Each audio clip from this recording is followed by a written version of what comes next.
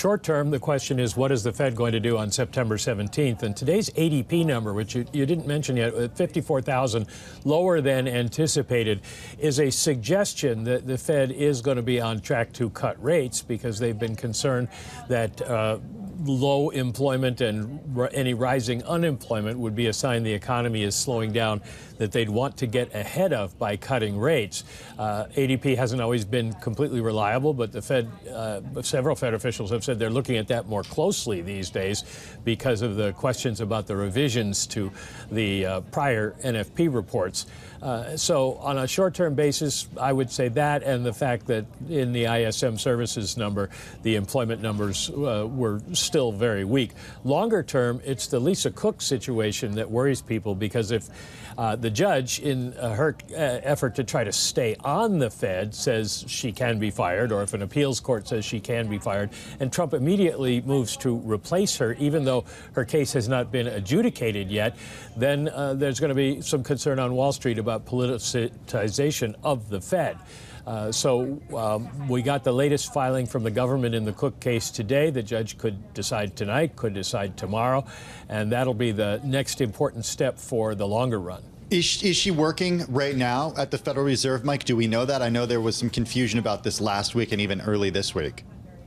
It's our understanding that until the judge rules otherwise, she is still employed by the Fed, and she is still working, although working from home, we understand. But she hasn't had her job or her electronics taken away, so she can still participate.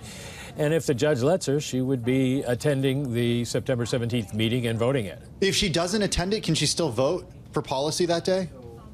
No, you have to be there to vote. And the thing about the Fed governors is there's no alternate. If a voting regional Fed president can't make it, then there's an alternate voter for them. But that would just be one fewer vote. And the question is Stephen Miran going to be confirmed? Because that would be one fewer vote as well if he's not confirmed in time. All right, so let's go there. I mean, do you think Miran's going to be confirmed? And what will that mean in terms of the composition of the Fed? He'll be confirmed. The president has said he wants him confirmed, and Senate Republicans generally do what the president wants. The only question is sort of technical. Can they get him through on the through the floor, given the calendar that they have? They have a lot of nominations backed up, and they'd have to move some things around. But it probably is going to happen. Now, the question is, what kind of reception would he receive, and what impact would he have? He was not well received at all by Democrats today, who pointed out the contradictions in his testimony, that he said he's going to stay on the CEA, even though he's said nobody should go back to their government job for 4 years after leaving the Fed, and after he criticized Lael Brainerd and Austin Goolsbee for going from a Democratic administration to the Fed and called that sinister. On the Democratic side, he hasn't got any friends. And then in his report on reforms that should be made to the Fed, he not only criticized Brainerd, but he criticized Mary Daly and Austin Goolsbee. And so will they be very friendly when he shows up? Can't wait for Thanksgiving dinner when they all get together around the table. Should be warm and cozy. It's just like I don't even know where to go from there. I do want to talk a little bit more about this hearing, though, Mike, and the idea of independence of the Federal Reserve was certainly dominant in the hearing today. And I'm wondering what the contradiction is, or maybe you can explain the contradiction in saying that, like, being independent on a body while retaining a job at the White House. How is that actually possible? I think that's a question that answers itself, Tim.